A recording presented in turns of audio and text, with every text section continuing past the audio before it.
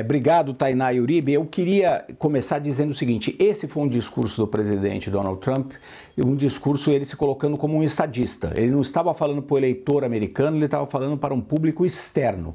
Então a gente notou um discurso muito menos radicalizado, muito menos eleitoral, vamos dizer assim. E ele toca em pontos muito importantes, como o Uribe destacou. Na parte da economia, ele faz essa aposta, uma aposta total na questão do petróleo e a exploração do petróleo para resolver vários dos problemas econômicos dos Estados Unidos.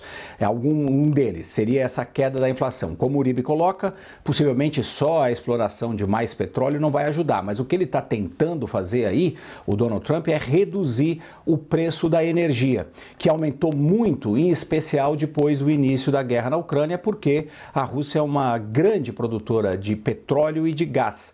E com todas as sanções que foram impostas sobre esses produtos da Rússia, houve, obviamente, uma explosão do petróleo, do preço do petróleo, do gás, da energia de uma forma geral, o que aumentou os preços em muitos lugares do mundo, inclusive nos Estados Unidos. Então ele aposta na produção de petróleo em vários pontos, para abaixar a inflação, para aumentar, inclusive, o PIB americano, porque teríamos mais investimentos nessa área, isso junto com algumas outras medidas que são bastante protecionistas, inclusive, que ele apresentou.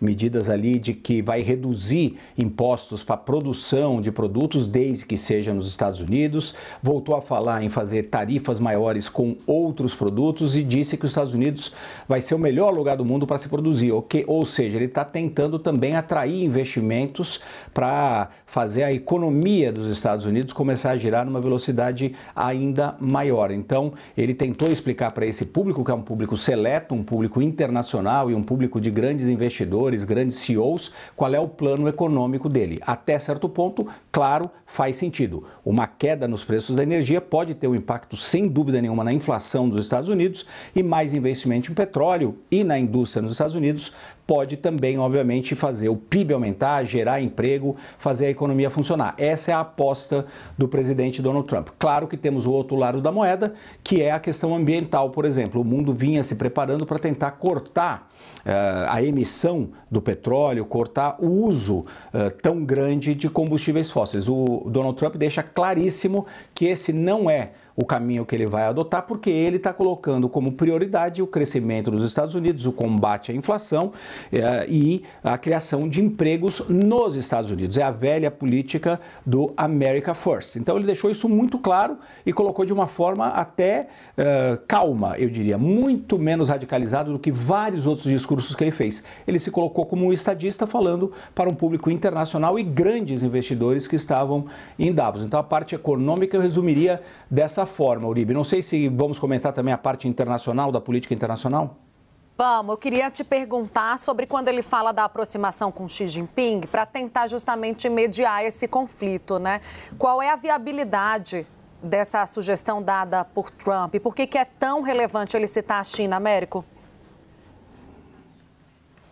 Pois é, porque a China é um grande país, é a outra grande superpotência econômica e também militar.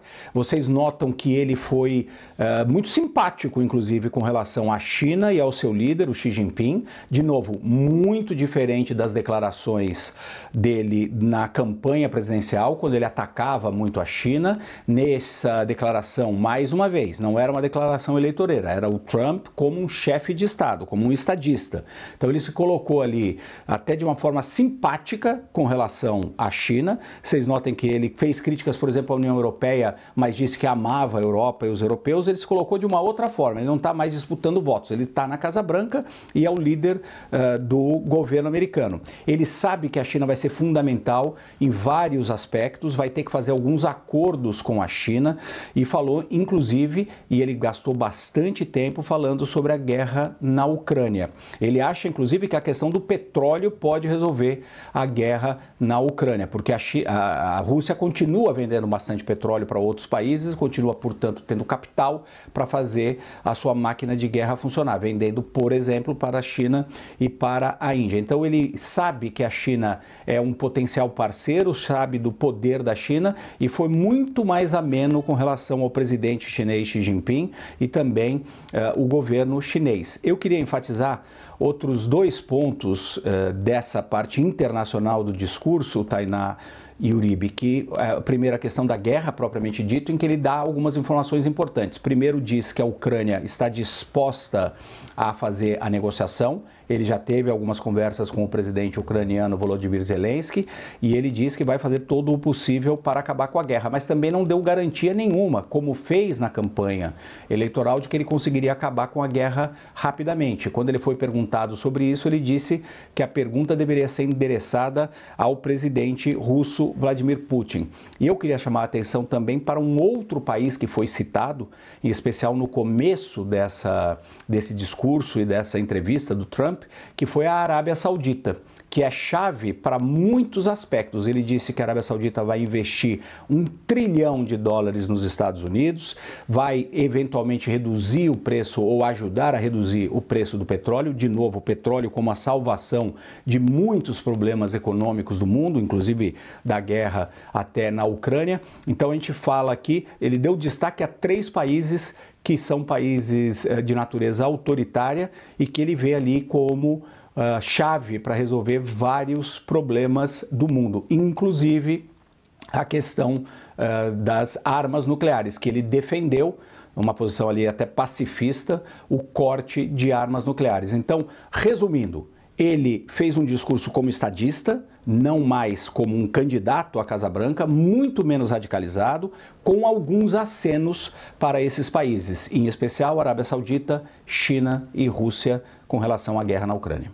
Tirando as narrativas, os arroubos de um showman como Donald Trump, falando de diversidade sexual, falando que todo imigrante é criminoso, foi exatamente isso, Américo. Foi o primeiro discurso de Donald Trump depois de assumir a Casa Branca, com tom estadista, trazendo tentativas de solução para a crise econômica dos Estados Unidos. É isso que a população americana quer ouvir, não as narrativas de gênero, narrativas de que são todos criminosos. Isso é para a campanha eleitoral. Agora ele está sentado na Casa Branca. É oferecer alternativas atendendo às demandas da população americana. Andando para o Washington, a preocupação era única: inflação. Inflação e emprego. A população não queria saber de homens em esportes femininos. Uma loucura. As pessoas queriam saber emprego, dinheiro na mão. E é isso que ele responde. E deu certo esse discurso. O dólar já caiu, viu? Aqui no Brasil está em 5,91, segundo Fernando Nakagawa. Ou seja, aqui no Brasil, os setores econômicos receberam muito bem esse discurso de Donald Trump. Precisamos ver, Uribe, se o mercado também vai reclamar dele, exigindo aí a queda dos juros. Como você muito bem lembrou, o Banco Central americano é independente. Quando a gente tem chefes de Estado batendo nos juros, o mercado começa a reclamar. Vamos ver como eles vão tratar essas declarações do presidente dos Estados Unidos. Porque aqui reclamaram muito. 2 pesos e 2 medidas não cabem aí. Se reclama aqui, reclama também nos Estados Unidos. Obrigada, Américo. Daqui a pouquinho a gente volta.